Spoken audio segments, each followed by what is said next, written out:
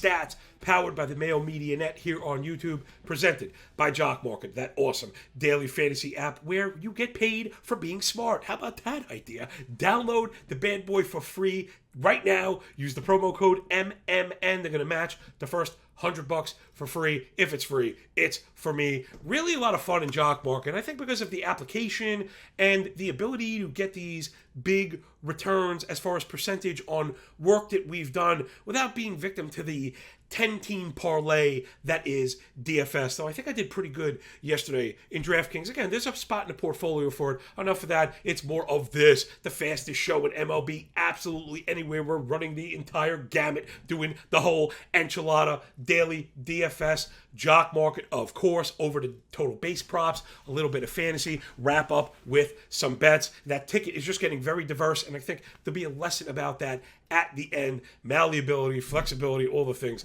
that we talk about here with you. The Cork Stats crew, all the nuance and context you could possibly stomach. I don't know. I don't think we could fit any more shite in this box. Let's get up and do it, everybody. Come on, let's close out strong. Right in like a line, out like a line.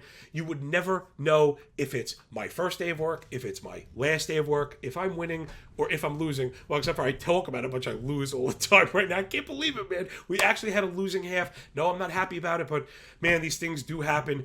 Funny enough, of course, I feel like I've refined my methodology to a point where I'm so thoroughly happy with it that now it's failed us from an output standpoint. And really, that's what life is all about. It really is. The chaos theories and being strong, that intestinal fortitude, really, that stick-to-itiveness, that stuff really matters, especially in risk ventures. Trading and betting are not what they make it look like on the TV screen. Unless you're here, then it's really genuine, really transparent. Let's get up and do this thing we do. Right enough of that. We need more of this, man. Let's try and get paid on the way out the door before the All-Star break. I'll be taking a little break, disconnecting fully. I can't wait almost to get back to it already, right? It means that much to me, but it will be fun to get with the fam and the kiddies, some friends and stuff I haven't seen. I really am rocking and rolling. You check my Twitter timeline, it's coming off like a sick resume for a ball club. This guy's up until 12:30 at night. He's tweeting at 5 o'clock in the morning, putting on a circus every day. That's right, man. Hat tip to Patty Mayo one last time. One of about 25 thanks coming his way today, because without him, there's no me. And without me, not to say there's no you, but there's no show. I would just be yelling at my computer. All right, let's get up into it. We love the Pirates. Honorary member of the Cork Stats crew, Daniel Vogelbach, first name on the list, proving you don't need a neck for us to love you or be a pro ball player. Come on, let's go. It's the Buccaneers up against German Marquez, 5.66 ERA, 1.5 whip, OPS north of 830, all the things we look for, but even a bit further to expand the FIP and deserved ERA north of 5. K minus walk rate at 10%, generally where we look to attack, in particular when the swinging strike rate is in the single digits like Marquez's is. He hasn't induced any kind of chases, and pairing that with way too much contact, 31 O swing, 92 in-zone contact. Really, I don't know where that pitcher that we thought would be really great on the road was, right? We kind of wrote the narrative that Marquez could be an ace, could be SP2 if he were not in course. The wheels have just really fallen off. I'm not really sure. He has kept the ball down 49% of the time this year, which is really good. I'm not here to kind of misframe arguments, but the hard hit rate at 95 miles an hour is up over 45, which has materialized in that more than 365 expected WOBA year to date, and more specifically, more than 400 expected WOBA on contact, right? We really want to get into the contact statistics when we run into an in-zone contact rate north of 90. That's a really good spot to begin to use those isolated contact metrics, because with a 92% contact rate, there should be lots of that going on. Really, it's not even a split thing here. Righties and lefties each have a 275 batting average on the season. Each have at least 7 home runs. I think righties have 11. It's the fastball, the sinker, the slider. Each have a 500 expected X-slug minimum. each have at least 5 home runs allowed, and he's allowed 11 earned runs in his last 16 innings. Again, wheels kind of falling off from Marquez.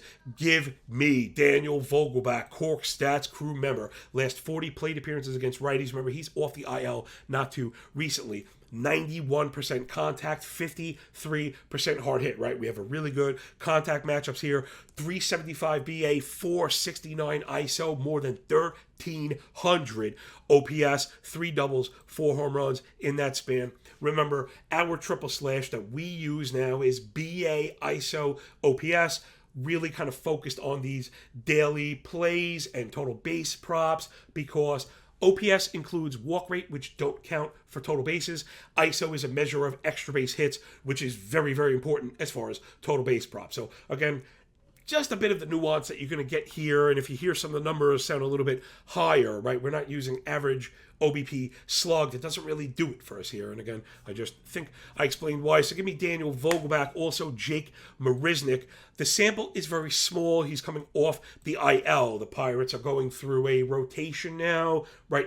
Ben Gamel is back, Marisnick is back, so you'll be seeing less of the Madri got sent down and less Marcano and those kind of guys. Marisnick has been good since he's got back. 57 hard hit, 14 barrel, all of those a blast. 4 of 12 with a double and a ding dong. 333 BA, again looking pretty good. He should come in very cheap on Jock Market. You know we love that. He should be cheap in DraftKings. You know we love that. He'll be hitting in the back of the lineup, so you can't go with total base props, right? So there we go, as I kind of walk you through why all these names are viable. They all ring on the hitter model. Sometimes, right, total bases, as much as we love them, are not the all ending, right? Sometimes we can have these guys pay off a better ROI in Jock Market. And I think that's probably a good way to look at it, is the front half of the lineup, you're thinking total bases. The back half of the lineup, you're thinking about Jock Market. All right, so that's the black and yellow up against German Marquez. Then we want those pale hoes from the south side of Chi-Town, wrong side of the tracks, going up against Devin Hard Smeltzer. 3.92 ERA, 116 whip. And you're thinking, Johnny, have you lost your mind? I'd say my mind is long gone. 760 OPS, not great, but the things we're looking for, the input statistics, and I believe, again, one of the things that kind of separate us from the pack is the ability to go beyond the surface, see the forest for the trees. FIP, XFIP, Sierra, and PCRA all north of 4.9. The fastball below 90 miles an hour, where I get a ring on the model because Major League hitters love that. 15% K to 6% walk. There's that single-digit K minus walk. The whiff rate down below 20. In-zone contact rate up around 90. So it's not that those on their own get you in trouble. Again, I know I read a lot of stats, but I like to stop sometimes, smell the roses, explain exactly why. That it's not just like, look at this guy, numbers, numbers, numbers, that don't mean anything, right? That's your disciplinary basket where he's not very good. The fastball is not overpowering. He doesn't get swing and misses. There's a lot of contact made. So then you kind of move into the next basket. Well, what kind of contact is made? Well, it's not very good. 48 fly ball, 40 hard hit, a 350 expected WOBA, and 2 home runs per 9, right? 1.3, the general average. I think that might be down a bit this year, up near 2. That's an attack metric. Lefties, again, right, not all splits are created equal, have an 850 OPS against them, so you don't necessarily have to fade the lefties tonight, but it's been righties with the power stroke, responsible for 11 of the 13 home runs year to date. You're getting the fastball up the nose, man, at least 40% used against both-handed hitters, with a better than 700 X slug allowed against both-handed hitters. Might be time to dial down the fastball usage, but until he does, let's go get him. Tim Anderson on the year against lefties. The White Sox just crush lefties. Get ready for some high numbers, right? 41 hard hit, 13 barrel, 440 expected WOBA, triple slash at 465, 186, 1100. And more importantly, one of the other things I wanted to highlight about Tim Anderson, why he is a total base dream, right? He's the ideal player for total base props, in particular when he's on the road, like he is today. So that would be check number 1, something he doesn't control, but he does bat first all the time. And more importantly, the discipline, 9% strikeout, 2% walk. Remember, like I mentioned, OPS is slanted because of walk rate. They really hurt us in total base props. We don't want walks at all. We really don't want patient hitters. A guy like Anderson, very aggressive, high BABIP, high speed, laking out singles, getting up first, good offense on the road. That's where you want to be looking. I think this one's priced at minus 125. Don't expect to see it on the best bets. But to give you an idea, some people love 120. I just don't. Maybe that's part of why I'm losing. Listen, I'm wide open to all this stuff. But to give you an idea, we want aggressive natured hitters. Over to Luis Robert. I've gotten juked left and right with his name. Sorry, my dude, Lou Bob. I'm really trying to do the right thing. I've heard smart people say it both ways. On the year, 41 hard hit, 13 barrel, 413 expected WOBA. Him and Anderson doing the Spider-Man GIF, which is just fine when the numbers look like that. Triple slash at 383, 183, 982 with 3. Shamalama, a ding dong. Yeah. And then Berger doing the thing against lefties. You always want to highlight him against lefties in particular. Guy Jock Market and DraftKings, these are the guys you got to look at because the public kind of misses on them sometimes. 50 plate appearances on the year, 325 batting average, 325 ISO, 1000 OPS, a 29% barrel rate, expected WOBA up near 500 for Jake Berger. So give me all the White Sox righties. And then if we could go a bit more, you probably just want to be looking to backfill there. I think the White Sox righties is where you want to be looking to feast if you have those open spots, or you're looking to look for some discount. Last thing on Jock Market, all White Sox righties are viable today if they're at, let's say, 425 or below, which we do get them.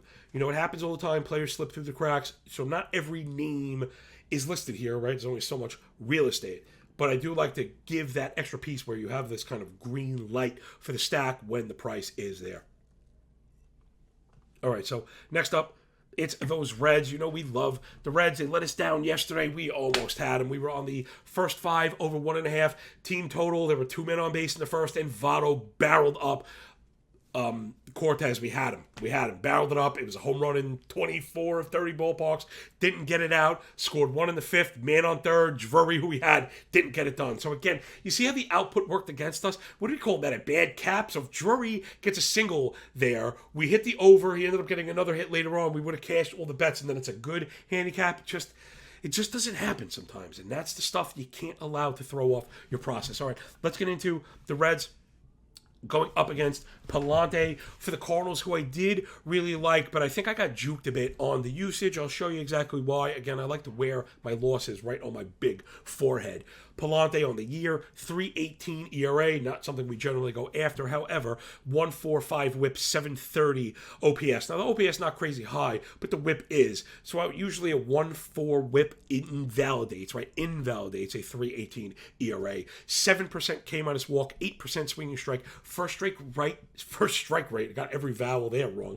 Down near 50, which is terrible. The chase rate down to 24, which is terrible. In-zone contact rate up around 90. Again, all the things we look for with the better than 45% hard hit rate. But here's the thing that I was talking about. I know his name popped up while we were mining the leaderboard for pitchers. I didn't actually add him and start him, or I might have added him. I don't want to lie, right? I think I might have added him, but didn't start him. That's some of the churning that we do in fantasy. I'm doing my little Amish kind of butter thing and not that other motion. So Palante really looked great as a reliever in kind of mixed usage, multiple inning. First 35 innings this year, he had a 1.05 ERA, but he had a very high whip. Again, 1.4 whip. So then they ran him out, again, and give him the job as a starter. Since getting the job, it's been a really rough go. 5 times out. And remember, that is a bit different. You get different velos, you get different usage patterns because they have so much more workload expected. Last 31 innings, 19 earned runs. That's a 5.64 ERA, 1.45 whip. So that 1.45 whip I keep mentioning has really been the consistent, but as a starter, he has a nearly 2 home run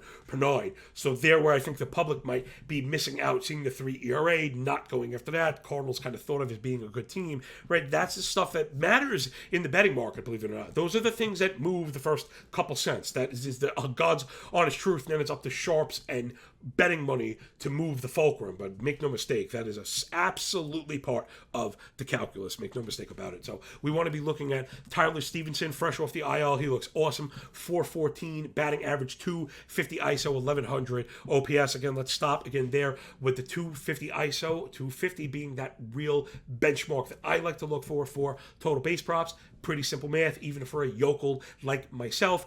The 250 ISO is a 25% extra base rate. We're expecting 4 at-bats. So that's just about as much math as I could do, running out of fingers because I like to keep my thumb in my mouth, right? Like a baby that I am. Anyway, all right. So Stevenson, if you get 4 at-bats with a 250 ISO, we're hoping to get 2 bases. I'm not sure if he's listed. I don't think this game is listed. That's correct. This game, for whatever reason, is not listed. Maybe they were expecting a pitching change. St. Louis has juked us before. We've gone after it. They pulled the Hicks card. I don't think it's his time up, but watch that happen again. So Stevenson's been really good. 14% barrel, 500 expected WOBA since the IL. And whenever we're talking about bad right-handed fastballs, we want to be looking at Joey Votto. So there's another one here. If you're looking at the Votto recent stats, you're not going to see that, right? So that is another place where I think the public tends to fail. Now, and I get it too, because I do it, right? I'm looking for players that are healthy and swinging the bat well, timing intact. I'm not about to,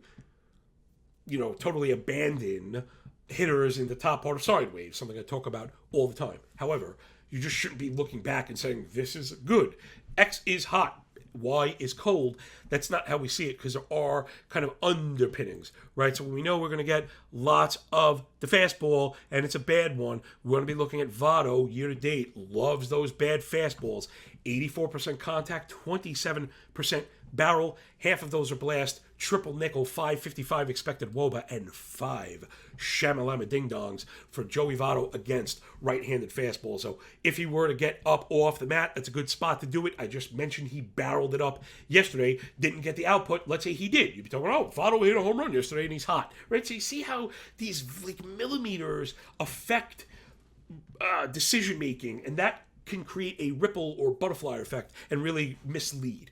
So again, I hope it just sounds like I'm always making excuses for losing, but it's not the case. It's just methodology at the fore, a stringent back-tested process, and then we just kind of keep deploying it, hopefully not being stubborn, because I am back-testing as we go. All right, so there's your stacks.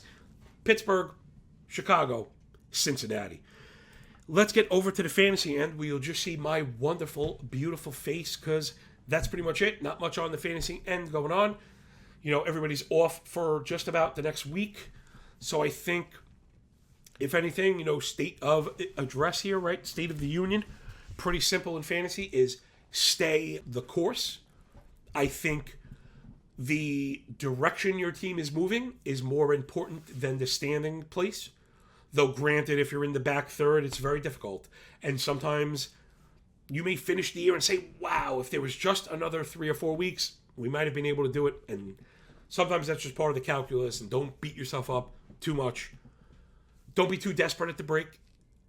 Now is a very good time to be backing good hitters that have had bad first halves, and vice versa. For whatever reason, it could be a break itself, like actual physical healing. It could be emotional, spiritual, seeing the family kind of resetting, readjusting, recalibrating. I don't know. That's the frog DNA, right? If you're Jurassic Park, the filling in the gap, right? That's why we cannot predict the future. We can only give range of outcomes. We do the best we can to put ourselves in a strong probabilistic scenario as often as possible, and then hopefully over time the probabilities will play out in our favor. When it comes to fantasy, you get so many opportunities that you almost can get caught in the middle of being too conservative or being too aggressive. So the answer is probably the porridge in the middle and me, right? What do you do if you have questions? Hit us up. Hit me up on Twitter anytime. The break, I'll be disconnecting, but I always like to stay a little bit in. I try and get to all my people out there because, again, we do appreciate you. Rate, review, and subscribe to the audio-only pod. I launched the show and had a microphone in the background. Was wondering why I was hearing echoing. It was my kids' bedroom surveillance or whatever going off. So I had to restart it. So I promoted the first time around. I'm blurred out. Let's go the second time. Excuse me 1 second. And promote, please, through this first half. Hopefully the show is good enough to get, picked up and brought to the fore. And you'll be saying you were part of the OG Cork Stats crew. Rate, review, subscribe, hit the cartoon thumb, and all that good stuff. Subscribe to the channel. And then I just had a couple of thank yous also on the fantasy end, because without these people that you don't see on the screen every day yelling at your computer, this show doesn't happen. Alex Chamberlain of Fangraphs and his inimitable pitch leaderboard. Follow him on Twitter. That thing is free. John Anderson of Rotoballer, who also has like the preeminent fantasy baseball DFS split tool. Right now he's at JONPGH. John Anderson, JON. Check it out. That tool is phenomenal. Love it, love it, love it, love it. The producer of the show, Matt Best. Excellent, professionally, coolest guy, man. Everybody at Mayo Media, the producers I can't name, that work so hard for us every day, right? Not just for you to get the show out, but for me to kind of filter out all the garbage that I put in and try and make it presentable for you people. And then, of course, Mr. Mayo, who is just the OG, and all the legends that you heard about him, they're all true, and probably, understating how cool of a guy he is. Again, getting into this industry, a lot of the people that you think would be really cool, maybe you're not, and vice versa. And Mayo's every bit of what you hope he is, what you think he is, what he put out that he is. Like, he's the most genuine, open, cool, understanding, but also, right, again, I don't want to shortchange because and it's not a bad thing, because I view myself the same way, the vicious go-get-emness. And there's something to that, right? So it's like, yes, I want to be talked about. I'm a really nice guy. I'm a doting father, a caring dad. I'm a loving friend, husband, cousin, brother, all that stuff. I'm a vicious competitor. Vicious, relentless competitor, hyper-competitive, bloodthirsty maniac. And you need that, and that's part of the malleability that I mentioned that before that I wanted to get to, is that's really the key of all of this. And it is about the winning and the losing, the good attitude and the bad, what we choose to put out with what we keep in. And remember, if you keep in, it's not always keep in, because if you keep in too much, that pressure builds up and the valve explodes. So that's part of the key to my success. I try and, control the valve. I blow the pressure off, and then I'm able to kind of stay even keel. People often ask me about that, and it's like, you seem so cool. I'm like, do I really? I feel like I seem like a maniac. I'm like, why? You seem like such a maniac. How do you stay so cool? And vice versa. And that's really it. The disconnect, the compartmentalization, the things I talk about with statistics matter even more so emotionally. Remember, emotional capital, greater than sign physical capital, because dollars are a lot easier to replace than the mental. That's the truth. And that's one thing that I know I've really done. And again, I didn't wake up this way. I have blown up 5-digit accounts. And if you have, I'm not saying don't care about it. You should absolutely care about it. But that's not the determining factor here. I've done it more than once. So again, if you want to know more about it by losing, if you want to possibly, hear more about losing, hit me up. We could talk about it anytime, because it's inevitable. It's inherent. And it comes in waves. So if you're not, we're not talking a day of getting knocked in the chin. You got to get back up, do the same work over and over again. All right, so that was really it. Fantasy, I just wanted to work on some attitude, because there really aren't any moves to make. Check the waiver wire. I'd say if you're not competitive in keeper leagues, now's the perfect time to trade guys. I'll be doing the same thing in one of my point leagues. No problem. I don't like to hold on too close to the block to drive up demand in case guys get hurt and you end up with nothing.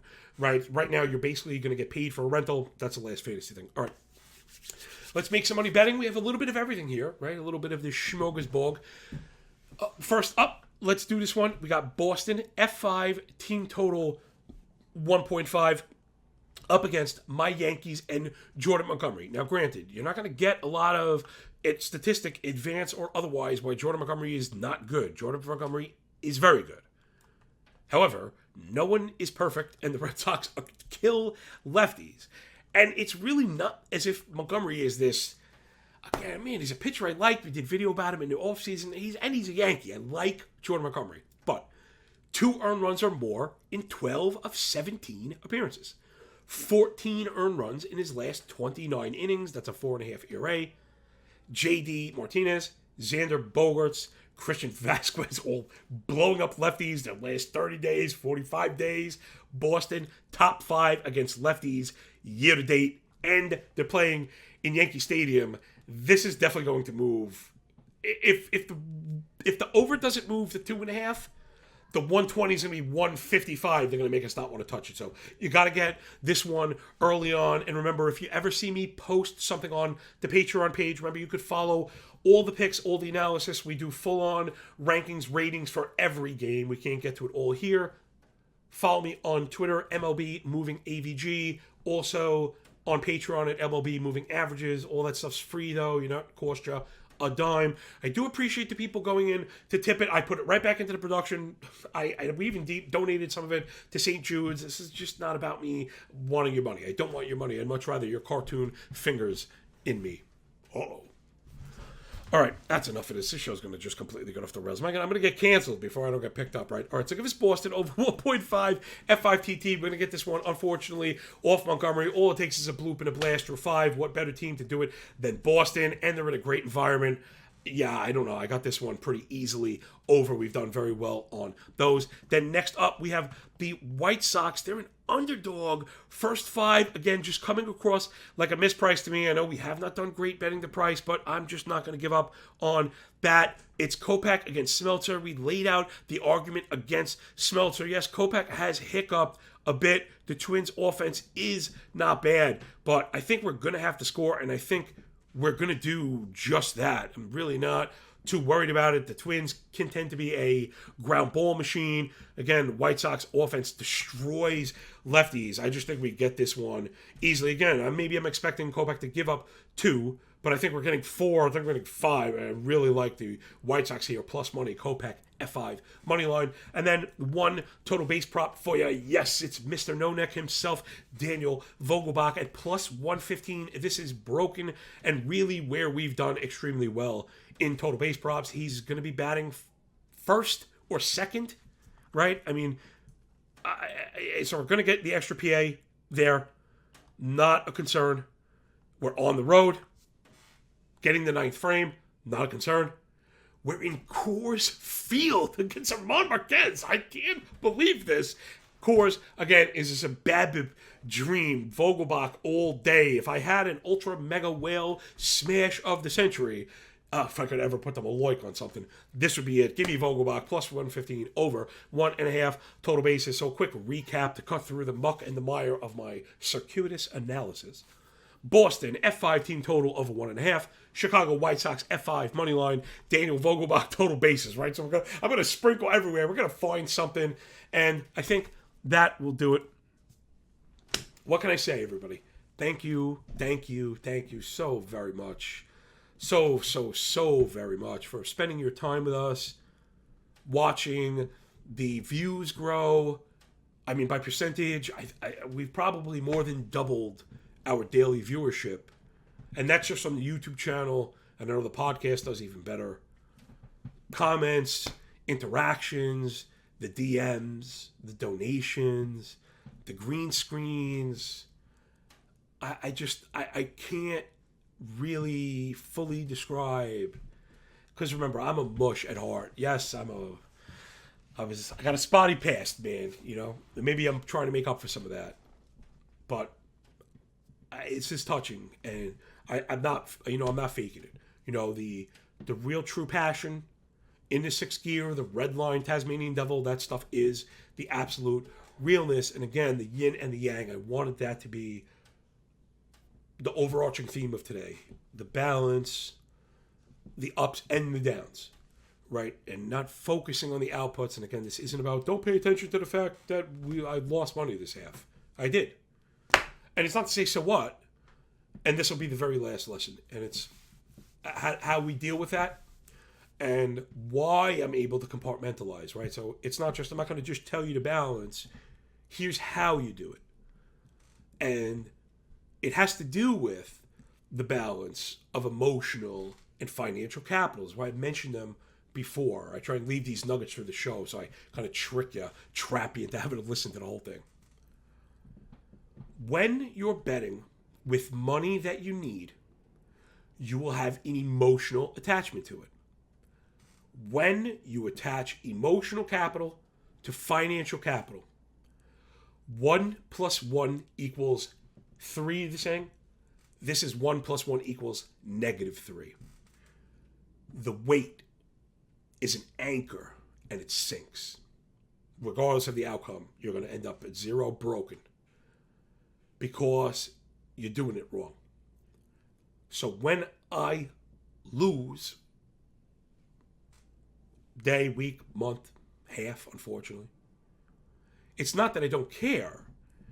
It's quite the opposite.